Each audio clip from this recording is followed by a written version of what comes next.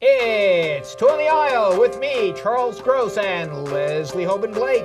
Tonight reviews Wiesenthal, Churchill, and an interview with the big love herself, Lynn Cohen. Ladies and gentlemen, welcome to Two on the Aisle.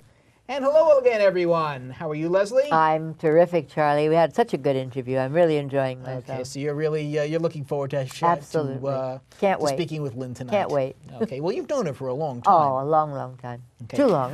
We have two shows we're going to talk about tonight. Okay. Both of them are one-man shows.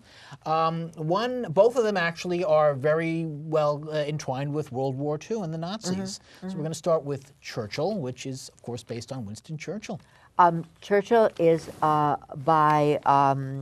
it's adapted and performed by Ronald Keaton, who turns out to be a Chicago actor. I wasn't sure where he actually he's not came English. from. Not English, but he certainly has a good English accent. He takes us through the adult life of Winston Churchill. And to the youth also, to Well, to the an youth, extent, but yeah. he gets through the youth pretty quickly, though. I mean, Right. because the important part that he wants to Of get course. to is his life in the Army, which is where he really starts his living, even though he was alive before that. And what he does is he talks about his life in the various schools that he went to, and then his realization that in order to get anywhere in the world, and he is interested in being a politician, he sees that his only way through that is the Army. And so he gets into the Army, and he was right. He goes to Britain, to the Raj, when there still was one, and he gets very involved, and then things happen. And the next thing he knows, he's... World War I, World War II. Yeah, I mean, and basically just like that, you know, except that he talks about them. And my only problem with it is that it's talky. It can't help but being talky, but it's Well, it's talky. Churchill. I mean, it's talk. Churchill. And another problem I have, and this is a lovely man, he works very hard. He's on stage nonstop. There's an intermission, but other than that, he's on stage nonstop. The problem is with any kind of one-person show, and especially here, it tends to get a little drony at a certain point. And he doesn't have the Churchillian voice, which wouldn't allow that to happen, because Churchill spoke down, and then he spoke up, and then he spoke down, and then he spoke up. And I think he knew that that was a way of keeping people awake when they were listening to him. Also, Churchill was bigger than life. Yes, and bigger than Ronald Keaton as well. Yeah, well, physically, if you mean. Physically, yeah. And Keaton is more life-sized Yes. to an Yes. extent. So if you're, you know, even if you don't know about, if you know anything about Churchill, even if you don't necessarily know his voice or his mannerisms, you expect this big, Teddy Roosevelt-like presence, for lack of a better term. I was just watching the Roosevelts the other night. But someone with a big body, Right. a big... Well, he's big. He's not a small person, and you know, certainly not, you know, even if he's padded on stage or whatever. So he is big, but stage-wise, he's not bigger than life. A boy of my upbringing had only 4 choices of career: the land, the law, the church, or the military. And as I later heard my father say to my mother, "Well, Jenny, the boy has no land. He's too stupid for the law. He's too obstreperous for the clergy." So, it was the military for me. I called Lady Astor and her friends appeasers. And appeaser is one who feeds the crocodile, hoping it will feed on him last. Tick-tock, eh? Well, one day after dinner, over coffee, after considerable disagreement on the right course for the country, Lady Astor said heatedly to me, straight as an arrow, "Winston, if you were my husband, I'd put poison in your coffee." I said, "Nancy, if I were your husband, I'd damn well drink it." But the policy of the British government continued to be the crocodile policy. I sometimes think democracy is the worst form of government, except for every other form that's ever been tried. And then, in 1938, came the cruel, unresisted dismemberment of Czechoslovakia.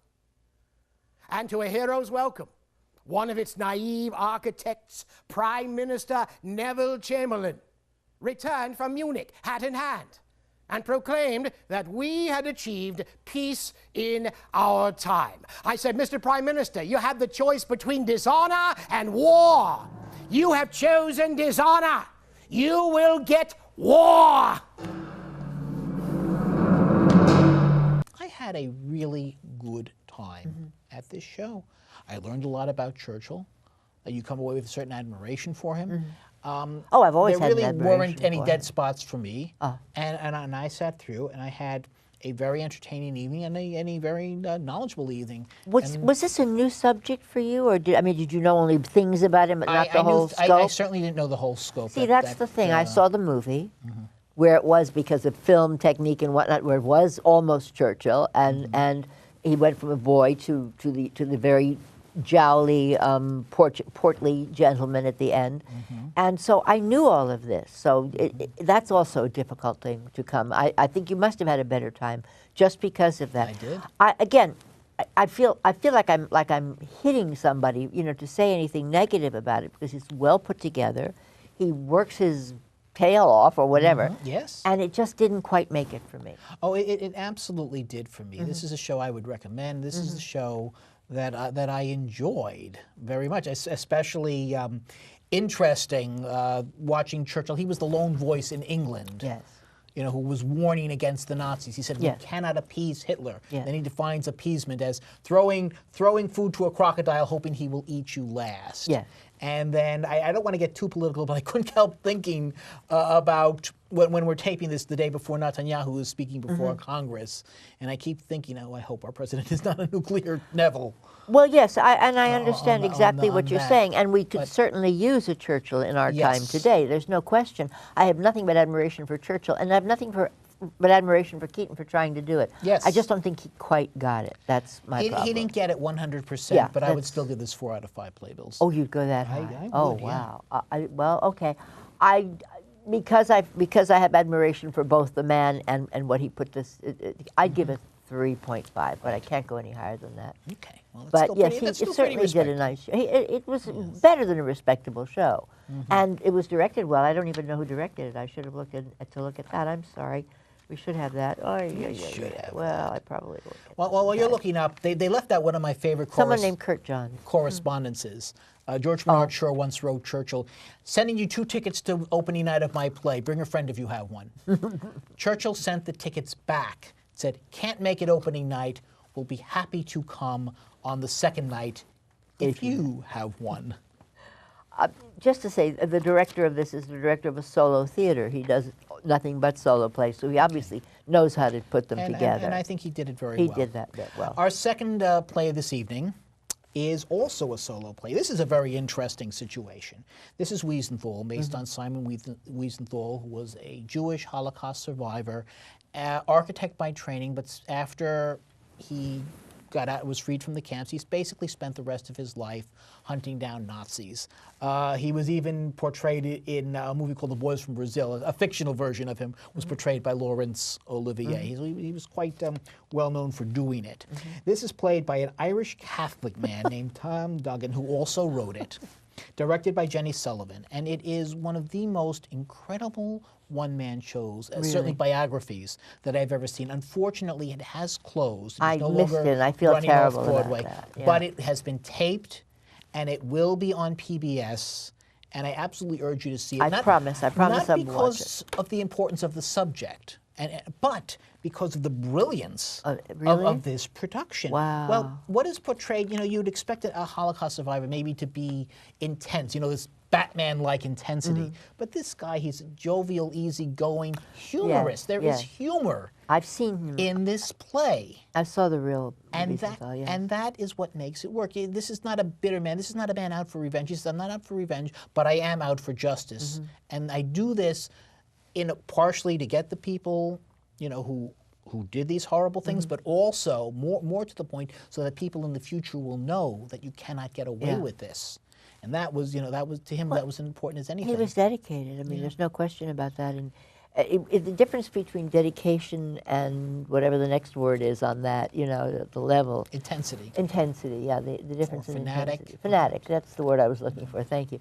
The difference between the two, is that what you're telling me he was able to get past? Yes, and he says, look, I don't, I understand how Hitler could become powerful, and he explains it. I don't blame everybody in Germany. I don't believe in collective guilt. And again, he sprinkles humor, and there's this wonderful romantic story about he tells about his wife, how he thought she was dead.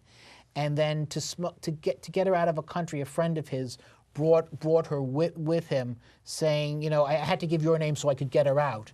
So I said she was your wife, and it turns out it really was his wife. His friend had wanted to marry her, and Wiesenthal said, I'm sorry, you can't marry this woman. She actually is my wife. Oh, truth is stranger than fiction, It is. And amazingly about Duncan's performance, he came out at the end of the play for a question-answer.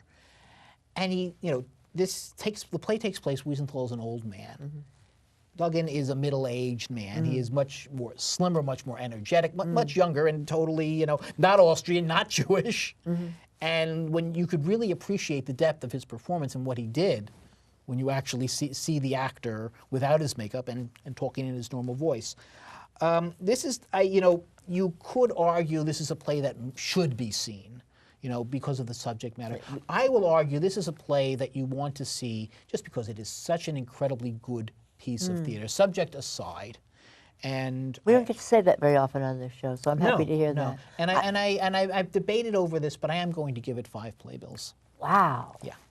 Okay, well, as soon as it's on, Charlie, we'll make sure that not only will I watch it, but we'll make sure that our audience gets to know that it's going to be on. Yes. Now, we have a very special friend of yours tonight. I'm so excited. This is a friend of mine from many, many years, and her name is Lynn Cohen. And she is appearing off-Broadway in Big Love, and she came all the way to our studio to talk with us. So here is our interview with Lynn Cohen.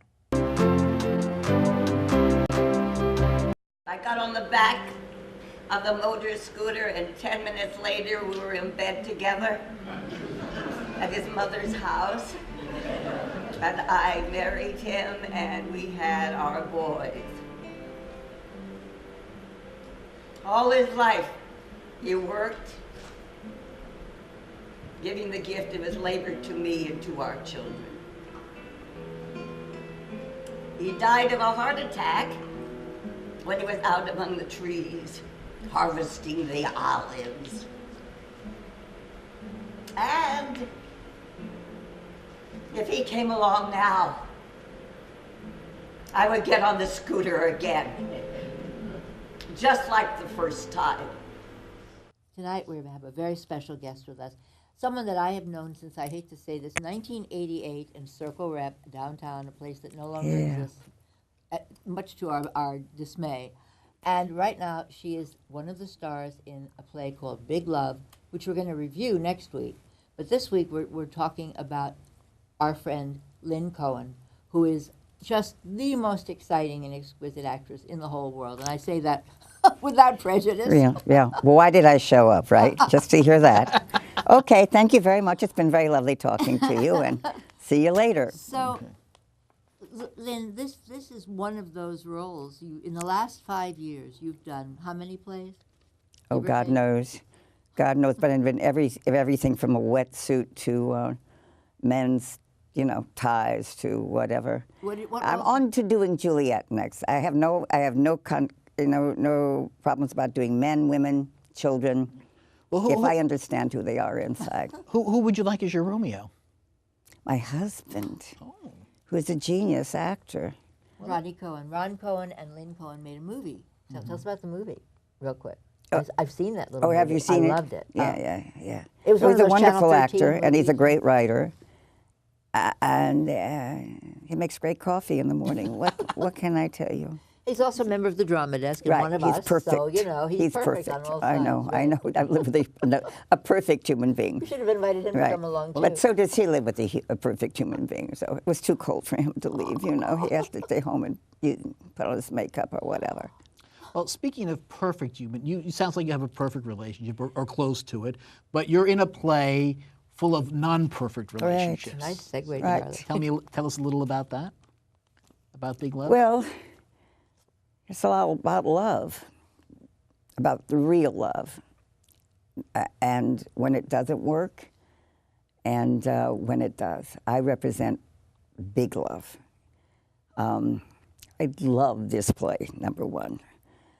Charles Mee is a brilliant, brilliant playwright, and when I read this play, I I had to do this play. It makes me cry, it makes me laugh, it made me go, oh God, no. It does all those things. And the perfect director, Tina Landau. I mean, it's, it doesn't always get this good, but this is real good.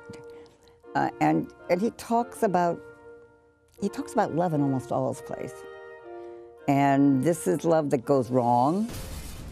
And I've had a lot in my life that's big love. It's wild, it's very funny, very musical, very insane, very like, oh no, they're not gonna do that. Oh my God, they did that. And, but it's done with such honesty.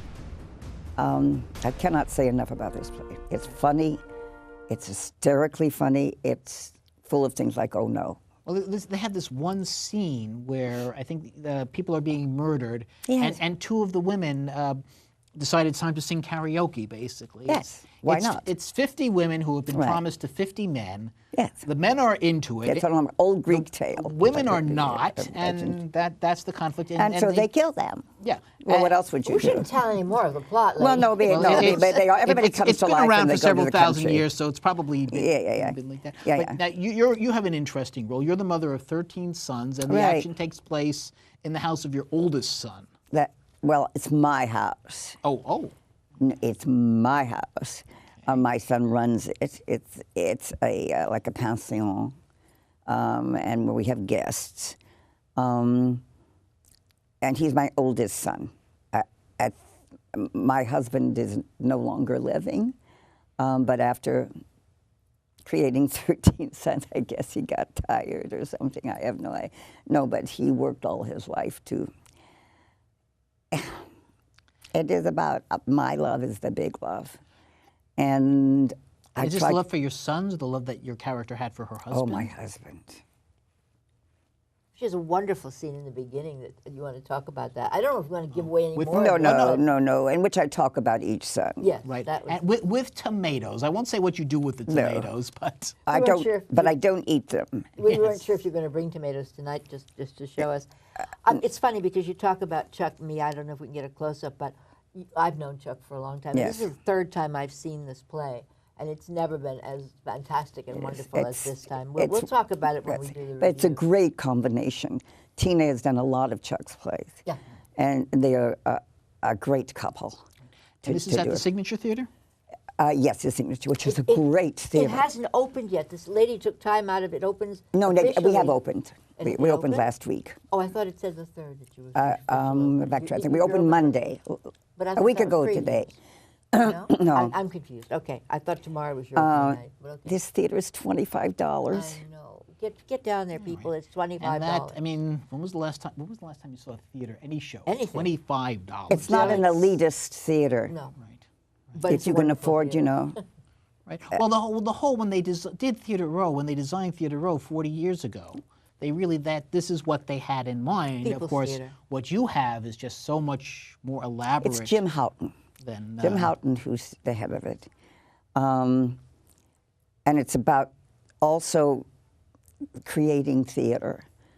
We were given an enormous amount of time to do it, more than usual, enormous amount of previews, everything that you need to make great theater, we were given. First-rate staff. Our technical crew is wonderful. Our creative crew, oh my God. the show the is so set, technical, the God, set. yes. Well, it's a very busy show, especially for an off-Broadway production. Yes, it's a very busy show. Did you ever work with Jim up at the O'Neill? I was there the first year that he took over from Lloyd. Ah, okay. In fact, he Lloyd have a lent me last his name? sweater. I think Lloyd I may Richards. still have it. Don't ever lend me a sweater. Oh, let's segue into what you did in Don't Tell Mama. Don't Tell No, Mama. I remember Mama. Mama. Listen to me. I've got such a cabaret background. Yeah. What I remember Mama. found interesting was that it was such a popular play when it first opened. Yes. It was made into a movie. It was a TV series with Dick Van Patten. And I read no. It was movie very with her, yeah. briefly. It was Richard Rodgers' last musical, and yet it had been decades since it had been seen here in New York. And this was all done with all women, 10 women doing 22 roles. all over the age of 65. All the women were over 65 who did the roles, or the roles were all over 65. No. The women All were over done by women. And they, every woman, we figured that between all of us, between the 10 of us, we might have had 700 years of acting experience. So you better like it, or whatever. Well, the role that stuck out to me that you're playing, you played Uncle Chris. What I and Uncle loved. Chris is this loud, big man. Right. And you are neither big nor male, so But in my head. Yes. how did you get to be Uncle Chris? They asked me if I wanted to do it. I said, oh, yeah. I also played the other male, which is the professor. You know, I wanted to do Uncle Chris because he's funny and mean and bossy, all my traits. Not true. I have worked with this. Yeah, it was is wonderful. And Jack Cummings, the third director. Another interesting and wonderful director. Yeah. People say you can't do it, and I say, why not? I tell you, I'm just ready to do Juliet. I'm just beginning to understand her. Are you actually going to do it, or you're saying you're Somebody's just ready talking to me about it. You see, if you talk about things enough, They get out there. someone may listen, some other crazy person. It's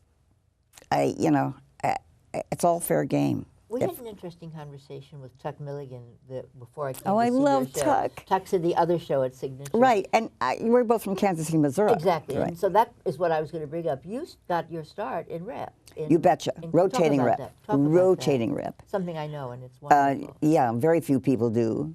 Was Kansas City, Missouri, can you imagine? And the Guthrie. And maybe Margot Jones. That was that means in the afternoon, matinee, I might do Cherry Orchard, and at night I was doing Virginia Woolf. That's a nice stretch. But that's where you learn. We did 6 shows. That's what we ended up doing, 6 shows. You did a minimum of 3. And you did a different show for evening and afternoon. So you're always rehearsing one when you were learning Absolutely. the other one. You would be maybe doing 2 and rehearsing a third. I think Leslie had mentioned you were both together at Circle. Was it Circle Rep or Circle on the Squirrel? Circle Rep Lab. Circle Rep. So maybe you could Circle, tell us a little about I that. did both. I was also. She was with both. I was only with the lab. And in the lab, the procedure in the lab was you worked every weekend, whether you were in a show or whether you were out selling Coke in the lobby or whether you were cleaning the toilets, you were working every weekend. It's the way you learn to do it. It's when I was 15. I was washing clothes and ironing, and every once in a while I got to walk on the stage. By the way, I will never let anybody wash out my underwear because of that. Oh, God. No, I washed out too much underwear in my early theater training. We're talking about your theater background, but in the last 15 years, perhaps, other avenues have opened up in fantastic ways. A lot of film. For you. A lot of film and a lot of television. Well, talk about the big television. Well, and how that I did came The about. Affair this year. Ah, well, that's this year. And you also did, there was another thing. I did Getting On. Getting On, that was the one. Yes, that's pretty crazy. Well, but it was wonderful. I worked with Laurie Kennedy. Laurie was also a wonderful actor. We were just talking about I remember I saw her 30 years ago. Oh my goodness. Laurie Kennedy and I were in the same acting class, and we still are in the same. We're crazy. We will take class as long as we live. I worked with Laurie live. at the O'Neill. She's phenomenal. I saw her in Major Barbara with Philip Bosco. Yes. I almost got locked in the theater with the director was that night. in Getting On. But also I did Sex and the City for a long time. And every Law and Order. You get stopped on the street because of Sex and the I City? get hugged on the street. Do you really? Yeah, it's I wonderful. think that's beautiful. Well, and I loved doing it because it had to do with the strength of women and bonding, more than shoes, more than sex. But Magda was such the With girls my grandmother. were flighty, and Magda was the one who said, no. With my grandmother from Was your Ukraine. grandmother? God help us, the Ukraine. Oh, Lord. But that was my grandmother. Yeah. So that's who you were channeling. Yes, that my real grandmother, and nobody. Now you all know it. But then you played another indomitable woman in Munich. Yes. You got to play the With- indomitable yes, woman with of the Spielberg, world. yes. Golda Meir. Yeah. It was People, really, if you haven't seen these, go Google them or buy them or Netflix them. I am a very lucky woman. This year I did, or I guess the year already in this year, in 2014, 1914. Oh, yeah. I would be did last year at The this Cobbler point. with Adam Sandler was my son, and Dustin Hoffman was my husband. Oh.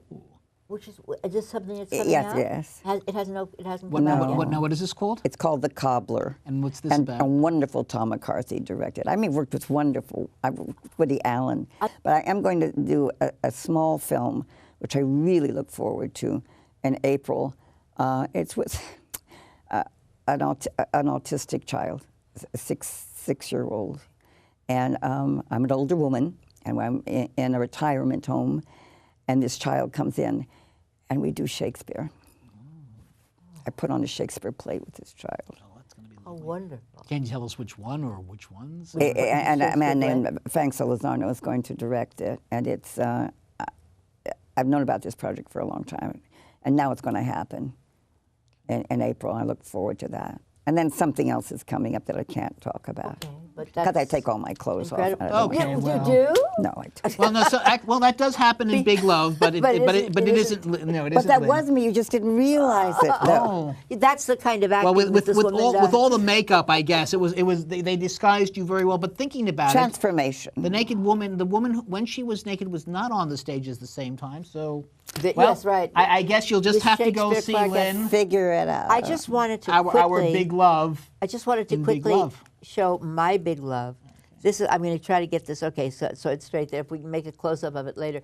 This is my dear friend Lynn and me, et moi, at least 10 years ago, maybe Oh, yes. more. And I still have that jacket. Don't we all? And it was at a drama desk dinner after the awards, and we were having a ball and we were drunk, as I recall. I usually am. I think it was shrimp and champagne, as I recall. That was our. Doesn't sound bad. No. Let me see. I'm not There sure must be about the some shrimp. time for some more. My God, it's cocktail hour. Indeed, Okay. somewhere, yes. Somewhere in the world. So while you may not want to lend her your sweater, you may indeed want to see the Big Love. in See Big Love. It's a pleasure Thank you, to be Lynn. here. Thank you so Thank much. you guys Lynn, thank you so much. very What a much. pleasure. Can't And that is our show for tonight. And when you go to the theater, look for Leslie and me, us too. on the aisle.